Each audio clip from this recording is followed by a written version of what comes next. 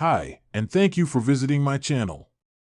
For more information, kindly subscribe and follow.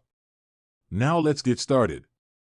Roman Reigns' program with the Bloodline is one of the hottest acts in WWE history. However, wrestling veteran Vince Russo outright stated that the angle was not good enough to bring in new viewers. The head of the table was the franchise player for the Stamford-based promotion from 2020 to 2022 before he transitioned into a part-time superstar. Reigns' storyline with the first iteration of the Bloodline, involving the Usos, Solo Sikoa, and Sami Zayn, was a major hit among fans and established Roman as one of the greatest of all time. However, Vince Russo stated on Sportskeeda Wrestling's Legion of Raw that the Bloodline angle was not enough for WWE to bring in new viewers to SmackDown. Let me tell you something, the Bloodline and Roman Reigns, that wasn't good enough for them to draw new viewers to the show. Roman Reigns and the Bloodline was not going to take it from 2 million to 3.6 million people. From 46:12 onwards, Reigns made very limited appearances on WWE programming in the last year and a half. The original Tribal Chief story with the Bloodline is still ongoing and is expected to last until WrestleMania 41 at least. Roman is also expected to reunite with the Usos soon. WWE has long been known for its ability to craft storylines that capture the imagination of its fans, from the heights of the Attitude Era to the spectacle of WrestleMania. However, in recent years, the company has faced challenges in maintaining its audience, particularly as it navigates the changing landscape of entertainment.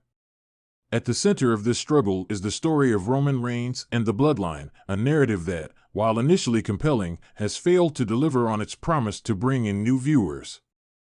WWE veteran Paul Heyman, known for his expertise in crafting engaging wrestling stories, recently opened up in an exclusive interview about why the storyline has not been as successful as hoped. The rise of the Bloodline when Roman Reigns returned to WWE in 2020, it marked a significant shift in his character. Reigns, who had long been positioned as the company's top babyface, made a dramatic turn by aligning himself with Paul Heyman and embracing a darker, more dominant persona. This change revitalized his career and led to the formation of the Bloodline, a faction composed of Reigns, his cousins the Usos, Jimmy and Jey Uso, and later, Solo Sikoa. The Bloodline was intended to be the embodiment of Reigns' newfound dominance, a family united by blood and a thirst for power. Initially, the Bloodline storyline was met with widespread acclaim. Fans praised the depth of Reigns' character, his ability to portray a ruthless leader, and the complex dynamics within the family. The storyline was layered with tension, as Reigns exerted his influence over his cousins, forcing them to fall in line with his vision or face the consequences. The angle reached its peak at various pay-per-views, with memorable moments such as Reigns forcing Jey Uso to acknowledge him as the Tribal Chief in a series of brutal matches. The decline of interest despite the initial success, WWE veteran Paul Heyman believes that the storyline began to falter because it failed to evolve in a way that kept fans engaged, particularly new viewers. The Bloodline started strong, Heyman admitted.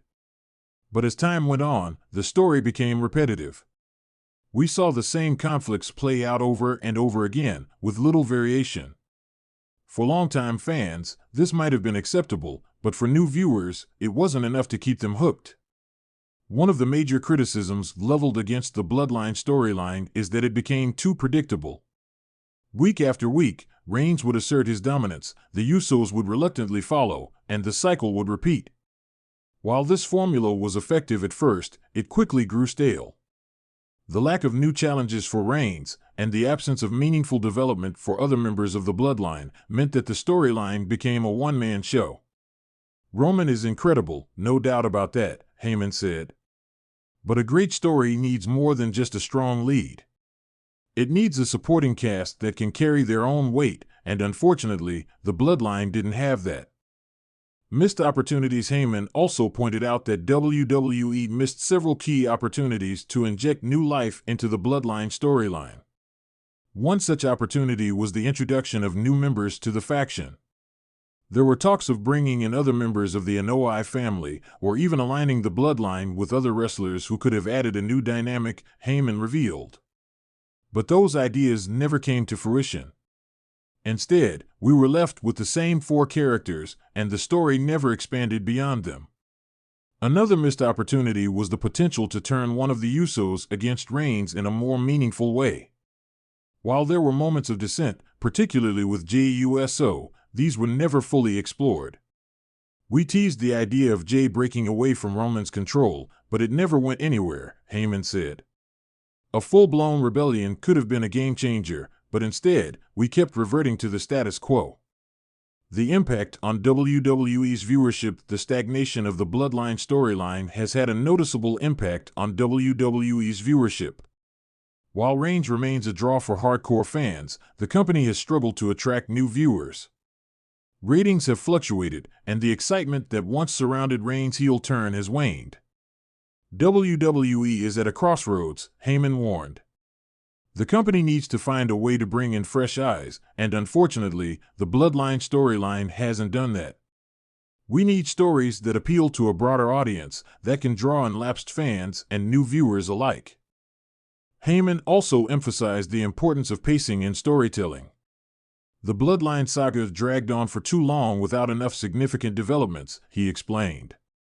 Fans want to see progression, they want to see characters evolve. But with the Bloodline, we were stuck in a loop, and that's not how you keep people invested.